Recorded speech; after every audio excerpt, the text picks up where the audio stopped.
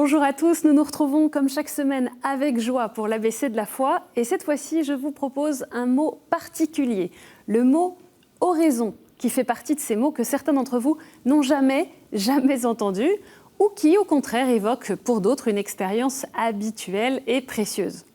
Comme à chaque fois, je suis allée à votre rencontre pour recueillir votre réaction au mot « oraison ». Oraison, c'est forcément prière, hein. Donc voilà. Une prière qui peut se faire en collectivité, voilà, avec un prêtre, et qui donne lieu voilà, une explication de la part du prêtre pour tout le monde. Voilà à quoi ça me fait penser.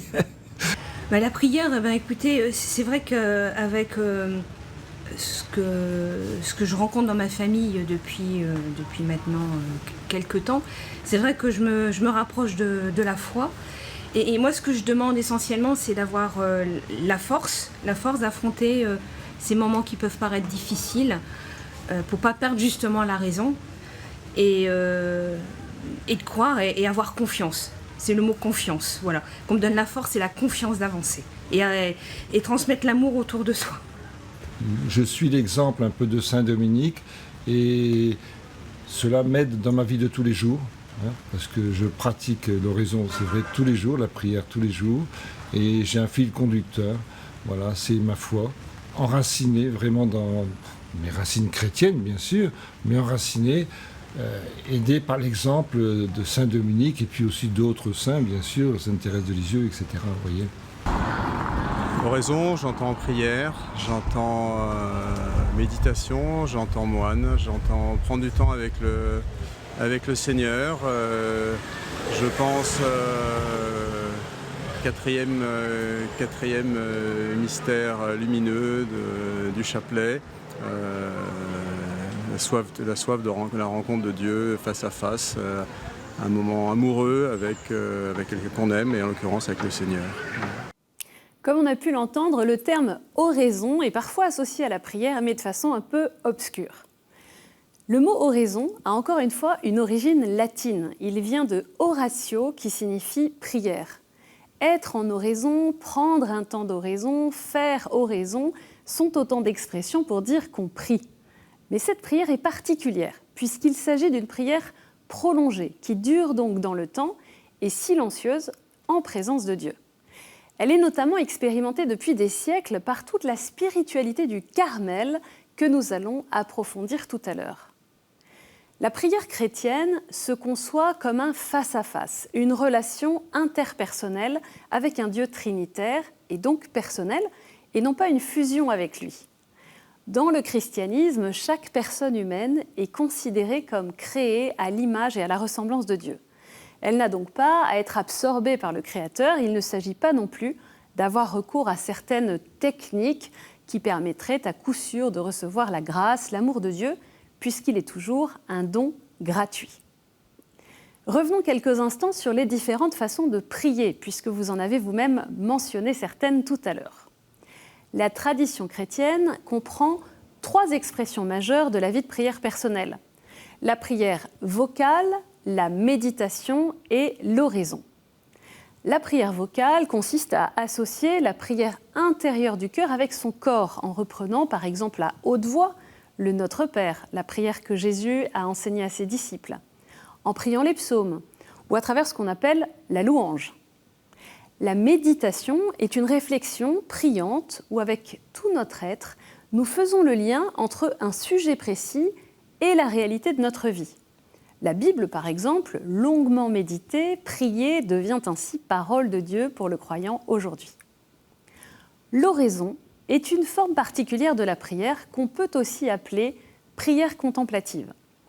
Elle se distingue de celle récitée en groupe ou même de la méditation au sens strict. Elle désigne une prière mentale et prolongée qui n'est pas une réflexion intellectuelle, mais plutôt un mouvement du cœur et de la volonté.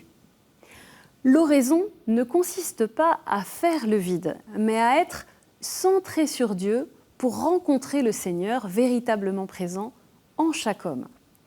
En résumé, elle comprend 3 étapes principales, toujours en silence. d'abord fixer son esprit sur une vérité ou une action du Christ, puis penser à ce que cela signifie pour soi, et enfin demander de l'appliquer dans sa vie.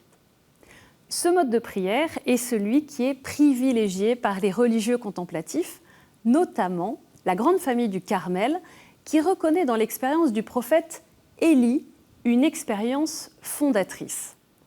Il y aurait beaucoup à méditer, mais je vous rappelle tout simplement ce qui est raconté dans la Bible, dans le premier livre des rois. Élie, le prophète, est seul, il est réfugié dans une grotte au sommet du mont Horeb, où il passe la nuit après avoir marché 40 jours et 40 nuits. Dieu le prévient de se tenir sur la montagne, car il va passer. Le prophète Élie assiste alors à une succession d'événements impressionnants. Une tempête, un séisme, un feu, mais Dieu n'est présent dans aucune de ces manifestations extérieures. Après tout cela, il entend le murmure d'une brise légère.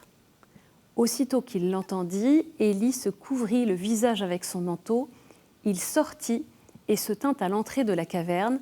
Alors il entendit une voix qui disait « Que fais-tu là, Élie ?» Dieu se manifeste à Élie dans le son d'un fin silence. Nous allons maintenant essayer d'approfondir comment vivre cette oraison silencieuse comme un temps de rencontre avec Dieu.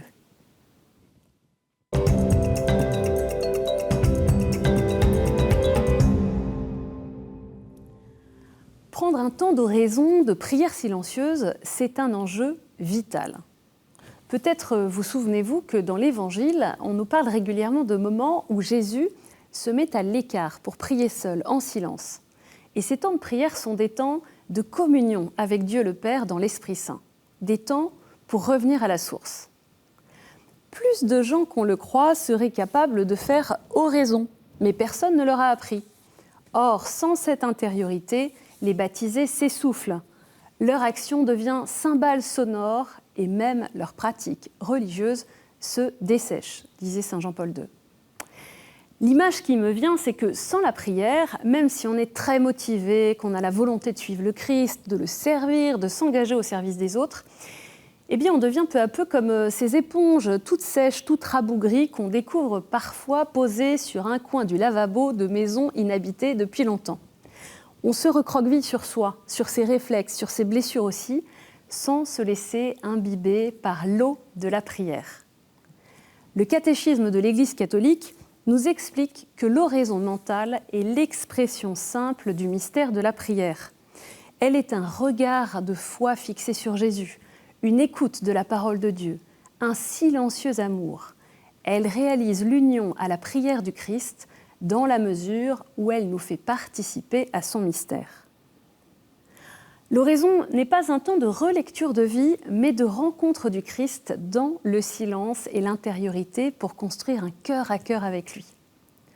Pour sainte Thérèse d'Avila, une des grandes spécialistes de ce type de prière, l'oraison n'est rien d'autre, à mon avis, qu'un dialogue avec un ami que l'on aime retrouver souvent seul à seul pour parler avec lui parce qu'il nous aime. Elle peut être contemplative, mais aussi rapide, spontanée, régulière. Cette oraison, qu'on appelle jaculatoire, est extrêmement brève. Elle est adressée à Dieu au cours de la journée, des occupations à chaque instant. La pensée, l'élan du cœur suffisent à cette prière. Faire oraison, c'est s'ouvrir humblement à l'action mystérieuse de l'Esprit de Dieu qui agit dans le cœur de l'homme. C'est accepter de se taire, laisser le silence, s'établir en nous dans l'oubli de nous-mêmes pour se concentrer sur la rencontre avec le Christ. Prier, ce n'est pas s'écouter parler. Prier, c'est se taire et être dans le silence et attendre jusqu'à ce qu'on entende Dieu, dit le philosophe danois Søren Kierkegaard. Cela vous rappelle peut-être l'expérience d'Élie qui rencontre Dieu dans le murmure d'un fin silence. Sainte Thérèse d'Avila compare la prière silencieuse, l'oraison, avec les différentes façons d'arroser son jardin. Au début, ça semble épuisant, fastidieux, mais nous y arrivons un peu. Et plus on s'y exerce, plus on prend de bonnes habitudes de prière, et plus c'est facile, d'une certaine manière, comme véritable échange d'amour entre Dieu et celui qui prie. Ce qu'il faut comprendre, c'est que tout cela demande un esprit de fidélité, de persévérance, parce qu'on peut passer d'une expérience à l'autre avec des moments plus difficiles, d'ennui. de sécheresse. Mais n'oublions pas qu'avant tout, ce qui est important, c'est d'aimer. Notre amour a besoin de devenir de plus en plus désintéressé et la volonté que nous mettons à prier, à demeurer dans le silence est la marque de notre amour. En résumé, comme le dit saint Jean de la Croix, l'oraison ne consiste pas à beaucoup prier, mais à beaucoup aimer. Alors, comment concrètement faire oraison ? Je vous donne quelques étapes clés de l'oraison. D'abord, choisir un lieu, un moment, une durée. Avant de commencer, choisir de vivre ce temps de prière dans un lieu précis. Chez moi, dans un coin de prière aménagé, dans une chapelle, dans une église, dans la nature. Et puis définir une durée au préalable et la tenir. Deuxième point, se recueillir et entrer dans la prière. Une fois bien installée, dans une position confortable pour mon corps, je commence par un grand signe de croix qui me tourne vers Dieu Trinité d'amour. Je peux invoquer l'Esprit Saint de façon très simple pour qu'il m'aide à entrer dans la prière. Un autre point, c'est de rester centré sur le Christ. C'est le Christ Jésus qui doit être le centre de ma vie de prière. Sinon, je risque souvent de tomber dans un monologue. Dans la prière, j'apprends à écouter ce que le Seigneur veut me dire, car je laisse résonner en moi sa parole lue dans la Bible. Je vois comment elle me visite, elle visite les événements de ma vie et les éclaire, et je prends moi aussi la parole pour confier au Seigneur ce que je vis de joyeux ou de douloureux pour que ma vie passe dans ma prière. La prière est bien un dialogue amical qui doit laisser aussi une place au silence. Être là, gratuitement et par amour de Jésus. Lui parler, l'écouter. Et quand j'ai des pensées qui surgissent, des distractions, je peux tout simplement les offrir à Dieu, offrir aussi les personnes, les situations concernées, puis me recentrer sur lui. Et puis à la fin du temps fixé, je dois clore ma prière. Alors ne pas hésiter à rendre grâce à Dieu pour ce temps passé en sa présence.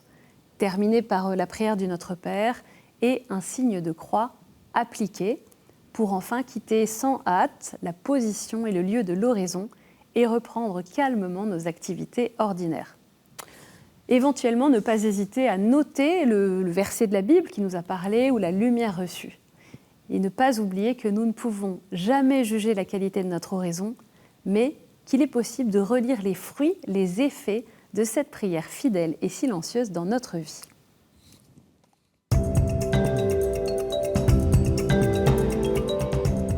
Voilà 3 idées pour notre quotidien, dans notre vie concrète. Pour commencer, parce que c'est la base de l'intériorité, mais je vous propose de faire l'expérience de 5 minutes de vrai silence. Plutôt chez vous si vous êtes en ville, mais cela peut être dans la nature si vous avez la chance d'habiter dans un endroit où le silence est possible dehors. Mettez votre téléphone en mode avion, installez-vous bien confortablement, fermez les yeux, respirez profondément et restez ainsi 5 vraies minutes en silence, à l'écoute de cette vie qui vous anime, de votre cœur qui bat, de ce cadeau de la vie que nous recevons. 5 minutes pour s'unifier dans le silence, être présent à soi, tout simplement. Une autre piste, c'est bien sûr de faire l'expérience de la prière d'oraison. Je vous ai donné toutes les grandes étapes tout à l'heure, je n'y reviens pas. Et puis un 3e exercice possible qui vous engage au quotidien justement. Pourquoi ne pas programmer chaque jour un rendez-vous avec Dieu ? Ce rendez-vous qui est l'oraison avec un rendez-vous minimum de 20 minutes. Si tu cherches Dieu et que tu ne sais pas par quel bout commencer, apprends à prier et fais l'effort de prier chaque jour, nous dit Mère Teresa. En étant fidèle à ce temps de prière, quel que soit notre ressenti, nous allons de plus en plus laisser Dieu être le jardinier de notre âme. Et pour finir, je vous propose de prier avec ces mots de saint Jean de la Croix, un grand maître de l'oraison. Au nom du Père et du Fils et du Saint-Esprit. Amen. Prends-moi, Seigneur, dans la richesse divine de ton silence, plénitude capable de tout combler en mon âme. Fais taire en moi ce qui n'est pas toi, ce qui n'est pas ta présence toute pure, toute solitaire, toute paisible. Impose silence à mes désirs, à mes caprices, à mes rêves d'évasion, à la violence de mes passions. Couvre par ton silence la voix de mes revendications, de mes plaintes. Imprègne de ton silence ma nature, trop impatiente de parler, trop portée à l'action extérieure et bruyante. Impose même silence à ma prière pour qu'elle soit élan vers toi. Fais descendre ton silence jusqu'au fond de mon être et fais remonter ce silence vers toi en hommage d'amour. Amen.